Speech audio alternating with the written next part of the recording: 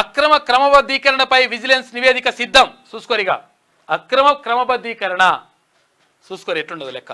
త్వరలో ప్రభుత్వానికి అందజేత. అసెంబ్లీ ఎన్నికల వేళ అక్రమ పర్వం. అసెంబ్లీ ఎన్నికలు అయినప్పుడే మొత్తం అంతా కథంతా నడిపించేసిరట. నడిపించేసి ఏదైతే అది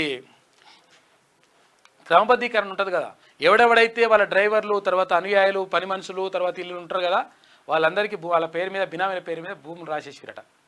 అక్రమ వాళ్ళ పేరు మీద మొత్తం రెగ్యులరైజ్ చేసేసి ప్రభుత్వ భూముల్ని మొత్తం కూడా కొల్లగొట్టినటువంటి పరిస్థితి కనిపించిందని చెప్పేసి ఒక కథనం. ఇది కథనం కాదు, వాస్తవం. అది మొత్తం వాళ్ళు క్లియర్గా ఆధారాలు సేకరించి పెట్టిండ్రు. త్వరలో ప్రభుత్వానికి అందజేత. అసెంబ్లీ ఎన్నికల వేళ అక్రమ పర్వం. రాజధాని చుట్టుపక్కల ప్రాంతాల్లో యథేచ్ఛగా ప్రభుత్వ భూముల కబ్జా.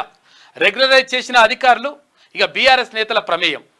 వారి ఇంట్లో పనివాళ్ళు, డ్రైవర్లు, కార్యకర్తల పేర్లపై క్రమబద్ధీకరణ చేసినట. ఇట్లా లంగ కథలని పడ్డారు. కోట్ల రూపాయల విలువైన స్థలాలను కారు చౌకగా కొట్టేసిన వైనం. వెలుగులోకి తెచ్చిన ఆంధ్రజ్యోతి. సీఎం ఆదేశాలతో విచారణ వేగవంతం చేస్తున్నారు. ఇప్పుడు చూసుకో లెక్క.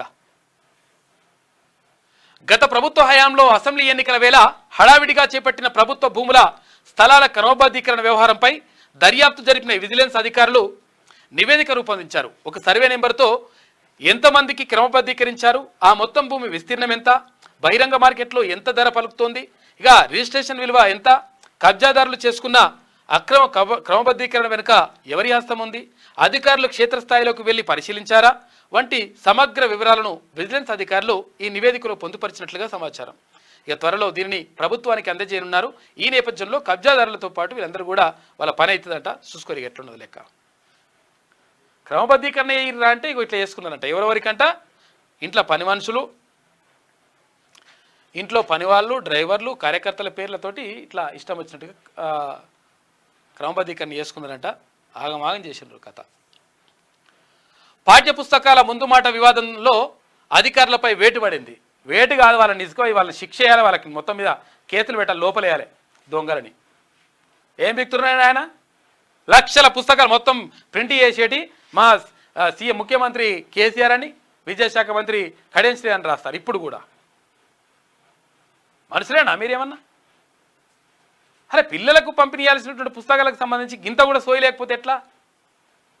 ముందు మాటలు ఏముండో కూడా చూసుకోరా. మినిమం కావాలని చేసినట్టు చూసుకొని వాళ్ళ పని చేయాలి. ఇంకా వీళ్ళని బదిలీ చేయడం కాదు, తీసుకుపోయి లోపల వేయాలి కేసులు పెట్టి. ఎన్సీఈఆర్టీ డైరెక్టర్ పాఠ్యపుస్తకాల ప్రెస్ డైరెక్టర్ బదిలీ చేసిందట. ముందు మాట కనిపించకుండా పుస్తకం అట్టకు తొలి పేజీని అతికించాలని ప్రభుత్వం నిర్ణయించిందట.